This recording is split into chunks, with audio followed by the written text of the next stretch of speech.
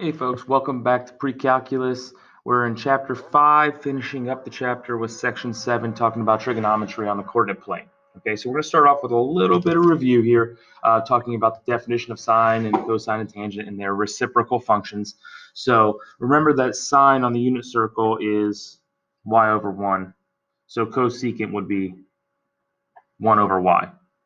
Okay, also recall that when a point is not on the unit circle, sine is just opposite over hypotenuse or vertical over radius on any triangle. Okay, meaning cosecant would be radius over y. Okay, same thing is going to follow for cosine and tangent. So recall that the cosine definition is x over 1, adjacent over hypotenuse, or x over the radius. Also recall that we just flip those to get the secant value. So 1 over x on the unit circle, or r over x for a point or triangle that's not on the unit circle. Okay, lastly, tangent's definition, remember y over x. When we're not on the unit circle, it's the same thing. It's the opposite over the adjacent, y over x, and cotangent is just the reciprocal of that. Okay, so let's go ahead and start with an example here. So we're given the point negative 5, 12. Now, if we draw that, negative 5, 12 is in the second quadrant, somewhere in the second quadrant, and it makes a nice little perfect right triangle, okay, with a width of negative 5 and a height of 12. Some quick Pythagorean theorem will tell you that the hypotenuse is 13.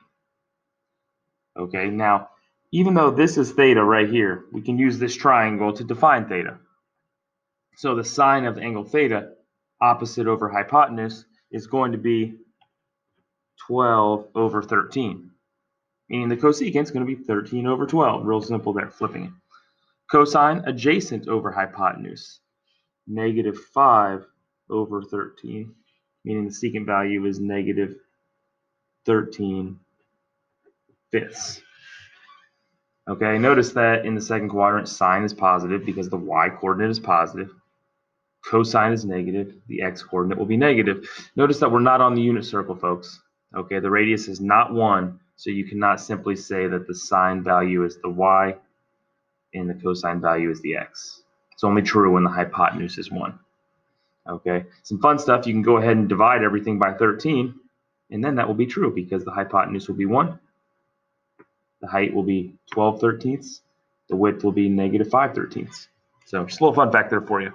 Okay, now going back, looking at tangent, opposite over adjacent, so negative 12 fifths. And cotangent, reciprocal of that, negative 5 twelfths. Okay, so we're going to do a little bonus problem. We're going to try to find what angle theta is. Now,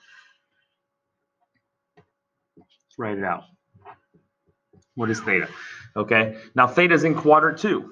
Now recall from the previous section, chapter 5, section 6, that in order to find an angle, we're going to need to use our inverse trig functions. And we only have one inverse trig function that exists in quadrant 2. Okay, and that's arc cosine. So we're going to have to take the arc cosine of negative 5 thirteenths. So if you go to your calculator and you type in arc cosine of negative 5 thirteenths, you should get 112.62 degrees. I encourage you to check that on your calculator, make sure you're getting that answer. Okay. Should make sense. It's an obtuse angle. It's in quadrant 2. It's between 90 and 180. Angle theta, 112.62. Okay, so we got another example here, and we're given some slightly different information, but it's still going to help us draw a triangle like we did up here in the previous example. So we're given that cosine is positive. Let's go ahead and draw this picture here. If cosine is positive, that means it has to be in quadrant 1 or 4. Has to be true. Cosine values are positive in 1 or 4. Now, if tangent is less than 0, that means tangent is negative. Well, tangent is negative in quadrants 2 and 4. So If cosine's positive and tangent's negative, our triangle has to be down here. That's where our triangle has to be. And since the cosine value is adjacent over hypotenuse,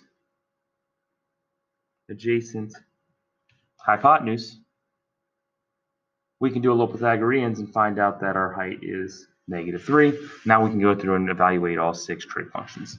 So sine should be -3/5. This is the easy part. Flip it for cosecant, -5/3. Cosine we already know is 4/5. So secant is 5/4.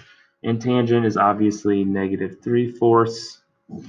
And the cotangent then would be -4/3. Okay, but again,